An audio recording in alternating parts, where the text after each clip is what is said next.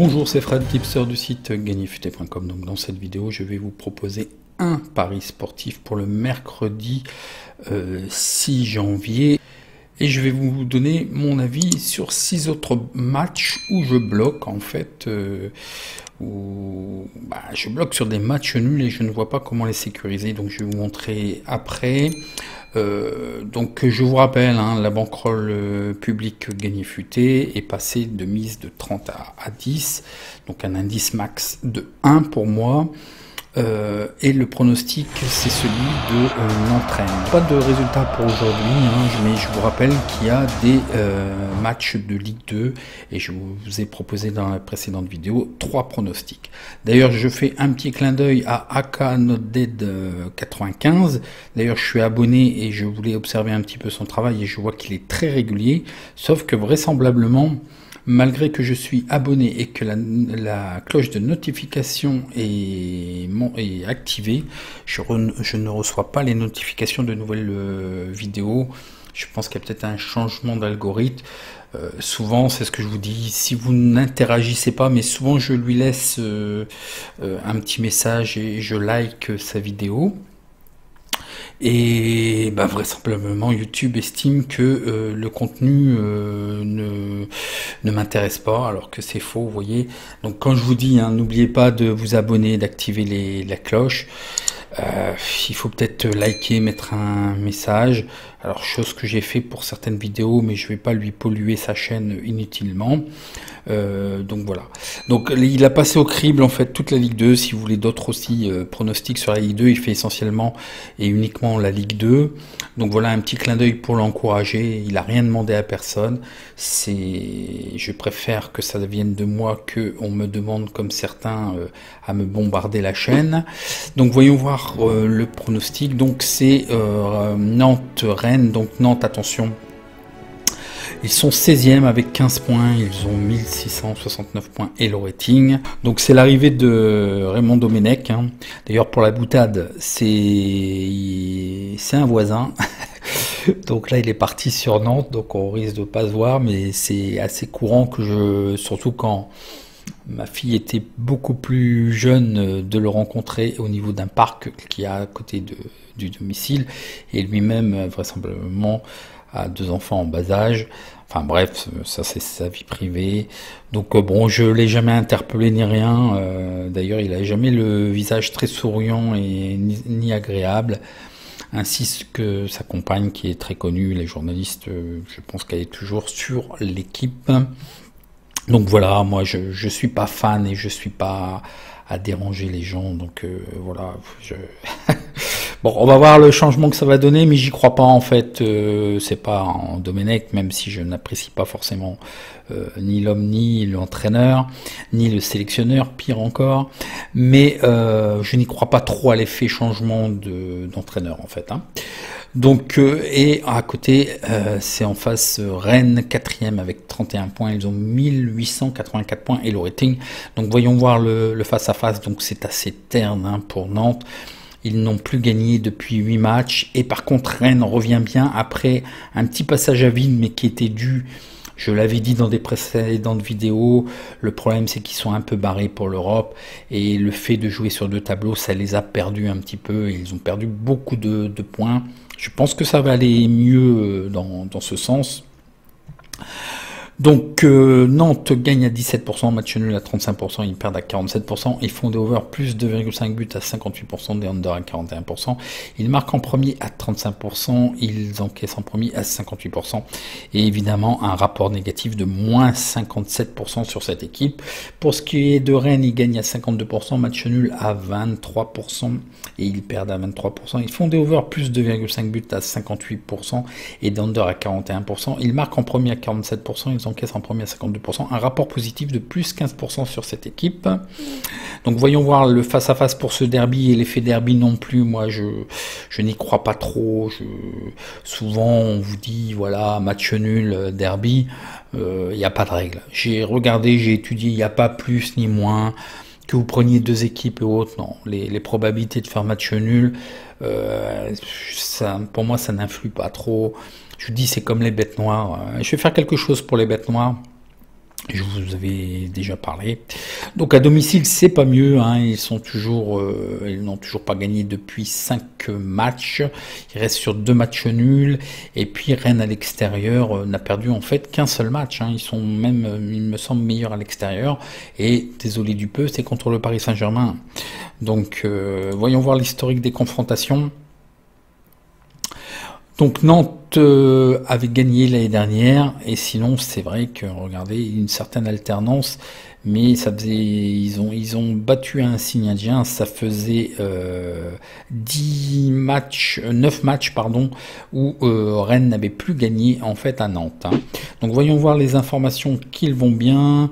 Donc pour l'alerte algo, il me détecte, il commence à m'énerver d'ailleurs l'alerte algo, il me double souvent les choix.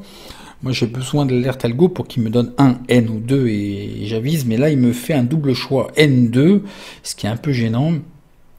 Et il détecte le under qui se réévalue à partir de 1,26, donc ça laisse de la marge. Donc effectivement, au niveau des infos, donc effectivement, c'est un débit. Effectivement, je ne crois pas à l'effet Raymond Domenech. En fait, c'est plutôt l'effet changement d'entraîneur.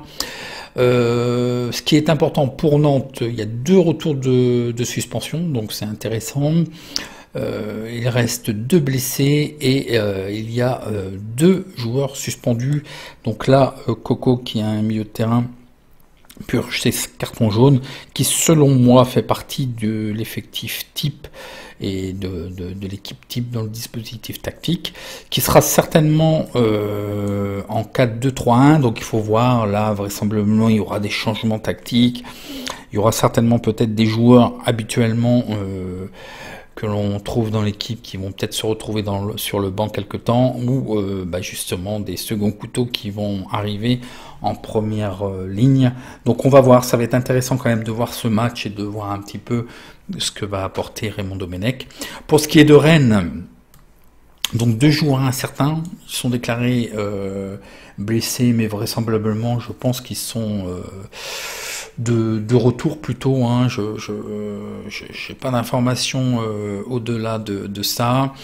Il y a aussi par contre 5 blessés, dont un attaquant, hein, Romain Del Castillo, qui est pour moi un joueur clé dans le dispositif tactique.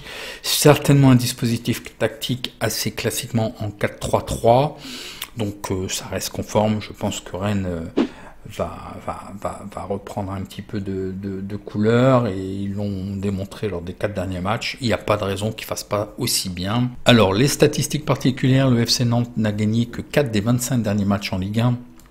Lors de ces 6 derniers matchs de Ligue 1, le FC Nantes comptabilise un total de 3 défaites par 2 buts et plus. Le FC Nantes n'a plus gagné depuis 8 matchs en Ligue 1, ça on l'a vu. Le FC Nantes a fait match nul dans 4 des 8 derniers matchs, donc la moitié des matchs, c'est des matchs nuls. Le Stade Rennais a remporté ses 4 derniers matchs en Ligue 1, ça on l'a vu. Le Stade Rennais est invaincu dans 12 des 13 derniers matchs contre le FC Nantes. Moins 2,5 buts ont été comptabilisés dans 4 des 5 derniers matchs du Stade Rennais contre Nantes. Le Stade Rennais a encaissé un seul but dans ses 4 derniers matchs en Ligue 1. Oui, ça c'est vraiment très bien. Ils sont redevenus très, très sérieux et très, très forts défensivement. D'ailleurs, 3 clean sheets. Hein. Le Stade Rennais a fait 3 clean sheets, donc ils n'ont encaissé aucun but dans 3 des 4 derniers matchs. Donc c'est parfait. Et le Stade Rennais a marqué au moins un but dans chacun de ses 5 derniers matchs de toutes compétitions confondues. Les statistiques nous donnent le BTS, les 2 équipes marquent non à 60%, ce qui nous donne à peu près une cote de 1,66, qui n'est pas value, parce qu'en fait les books ne se trompent pas, ils nous donnent une cote de 1,65, on est en dessous. Pour ce qui est de l'overlander, les probabilités nous donnent le under à 55%, ce qui nous donne une cote équivalente à peu près à 1,81. Les books ne s'y trompent pas, ils massacrent la cote à 1,55, donc restez à l'écart. Les probabilités sur ce match, donc la victoire de Nantes à 15%, le match nul à 32% et la victoire de Rennes à 53%, ce qui nous donne une cote à 1,86 et les books nous proposent 1,99, ce qui est pas mal. Donc effectivement, je vois quoi, je vous propose quoi? Et ben la victoire de Rennes à une cote de 1,99, mais vous avez vu quand même. Alors je pense pas plutôt derby, je ne pense pas effet Domenech, mais sécurisé quand même avec une cote de 3,55. Certes, on joue pas les gros bras et faites ce que vous voulez, hein, si vous voulez jouer Rennes sec ou de le sécuriser autrement. Ça nous ferait une cote équivalente à 1,40, mais je suis en phase de consolidation et je veux remonter la bankroll publique sur une vague haussière. Donc voilà, c'est le but. Normalement, ce type de pari, je vais vous dire, je ne l'aurais pas sécurisé parce qu'on couvre 66% des possibilités qui font une cote de 1,51, donc on est en dessous. Là, vraiment le but recherché, donc là, si vous voulez, c'est pas bon marché. Soit on joue Rennes à 1,99 sec, ou soit on le joue pas, parce qu'on peut pas le sécuriser. Je le sécurise quand même. C'est pour m'assurer, je vais vous dire, sur 50 paris à peu près, essayer de faire une vague montante pour bien casser la variante. Hein. Je ne vais pas revenir à chaque fois, je ne vais pas vous expliquer. Là, sur les 50 paris à venir, je pense que vous allez avoir des cotes assez minimes, beaucoup plus serrées et de sécuriser à outrance. Là, je vous dis, ça serait un pari à prendre sec, mais je le sécurise. Ok ? Alors, je vous montre les 6 autres matchs qui me posaient problème. Ils me posent problème. Pourquoi? C'est que je veux sécuriser à outrance et ce n'est pas possible. Et malheureusement, les matchs que je vais vous proposer, c'est beaucoup de matchs nuls. Donc, il y a une technique qui peut être utilisée, c'est le lissage de cotes. Faites linka.us/lissage et vous allez tomber sur un site vous permettant, vous prenez les codes, vous mettez votre mise, il va vous faire une répartition judicieuse, à vous de voir ce que vous faites. Donc le premier match qui me pose problème, c'est un problème de cote en fait, c'est sur le match Sampdoria-Inter, donc je voyais plutôt le 2, le problème c'est que la cote n'est pas value à 1,48, les probabilités nous donnaient 15% pour Sampdoria, match nul à 25% et la victoire de l'Inter à 60%, le 2, 2-0 très probablement, donc je ne le valide pas, c'est un problème de cote, les stats sont vraiment dans le sens de l'Inter. Pour ce qui est de Lazio-Fiorentina, là, je vois un match nul et l'alerte algo détecte le match nul, effectivement. Donc, peut-être avec un risque de 1. Donc, le souci, c'est que je le vois pas vraiment comme ça, en fait. Et je ne vois pas comment le sécuriser avec l'over, l'under et le BTS, oui ou non. Donc, voilà, j'ai bloqué complètement sur le match nul, qui est une cote quand même de 3,70. Les probabilités nous donnaient 35% de victoire de la Lazio, match nul à 39%, et la victoire de la Fiorentina à 26%, le N probablement 1-1. Donc je ne le valide pas, faites ce que vous voulez, hein, c'est juste pour vous donner un avis. Toujours en Italie, Milan-Juventus, où là l'alerte algo nous détecte le 1. Moi j'ai peur du match nul plutôt, moi je vois plutôt un match nul, et d'ailleurs les probabilités ne s'y trompent pas, victoire à 28%, match nul à 41%, la victoire de la Juve à 31%, le N, le 1-1, et la cote du match nul est autour de 3,30, ce qui est quand même intéressant, mais là c'est pareil, et vous allez me dire, bah alors si je vois que des matchs nuls, pourquoi pas sécuriser l'un avec l'autre? Mais oui, mais je veux être, c'est un problème aussi de bankroll, je veux être sur une courbe ascendante, et là avec les matchs nuls, vraiment on a des probabilités aussi fortes que ça ne passe pas, et malheureusement c'est que des matchs nuls. Un autre match, l'OM, que l'Olympique de Marseille-Montpellier, donc là l'alerte algo nous détecte le 1 et le under value à partir de 1,53, mais moi je vois plutôt le match nul et les probabilités nous donnent Marseille à 34%, le match nul à 38%, la victoire à l'extérieur à 28%, donc le N, le 2-2, et là c'est pareil, donc une divergence avec l'alerte algo, puisque l'alerte algo me voit un under, moi je vois plutôt du over, certainement ça. 2-2, c'est toujours assez quand même ouvert et spectaculaire aussi un petit peu sur Montpellier, surtout à l'extérieur. Je vois plutôt début. Donc vous voyez, je suis vraiment dans l'indécision. Le under, je n'y crois pas trop. Donc voilà. Vous savez, dans le bénéfice du doute, je vous dirai tout le temps, abstenez-vous. Donc voilà. Pour ce qui est d'un autre match qui est Reims-Dijon, l'alerte algo nous détecte le N et le under, value à partir de 1,15. Effectivement, mais là c'est pareil, je ne vois pas trop comment le sécuriser ni d'un côté ni de l'autre. C'est ça qui me pose problème. Le under, voilà, j'y crois pas vraiment. Je vois plutôt, voilà, les probabilités nous donnent 35% pour Reims, 40% pour le match nul, 25% pour Dijon. Moi, oui, effectivement, je validerai plutôt le N, 2-2, effectivement aussi. Je pense qu'il y aura certainement des buts. Et donc voilà, encore un match nul, donc c'est énorme. Et l'autre problématique, c'est aussi encore une cote qui est value, mais là c'est quand même un petit peu un manque de respect, c'est beaucoup trop bas, 1,32. Donc c'est vrai que Saint-Etienne est vraiment pas bien. En face, c'est quand même Paris. Donc l'alerte algo nous détecte le 2. La victoire de Saint-Etienne à 12%, 23% pour le match nul, 65% pour le PSG. Mais c'est un problème de cote. Là, on nous donne 1,32, ce qui est quand même beaucoup plus faible. Même si je vois plutôt Paris, évidemment, gagner. Mais pourquoi prendre de risques, hein. Donc voilà, c'était juste un petit complément et vous donner des avis sur 6 matchs. Voyez ce que vous faites, moi je prends rien, je regarderai peut-être en live et si je vois quelque chose, je vous ferai un petit tweet. Vu que c'est des matchs nuls, je préfère quand même regarder et voilà, je ne vois pas comment les sécuriser. Et je préfère pas vous faire parier pour parier. J'ai encore beaucoup trop de doutes sur ces matchs. Donc voilà. Allez, en attendant, bon match. Si vous avez apprécié, un petit like, n'oubliez pas de vous abonner aussi, d'activer la cloche. Et il est important de liker ou de mettre un petit message si vous voulez voir. Et dites-moi justement en commentaire si vous êtes alerté ou pas, ou si vous êtes tombé par hasard sur la vidéo. Et hier, j'ai débloqué certains utilisateurs qui avaient été bloqués par erreur. Je ne sais pas si c'est moi, à un moment j'ai utilisé un robot. Il y a des possibilités aussi avec YouTube de faire certaines choses. Dont par exemple Richard qui nous a habitués, Richard Beck, hein, vous savez très bien, vous le connaissez depuis quelques temps. Et je l'ai bloqué pendant des semaines en fait. Il a continué à nous délecter d'informations, il nous donne souvent un complément sur les feuilles de match et puis des avis, mais je l'ai complètement bloqué.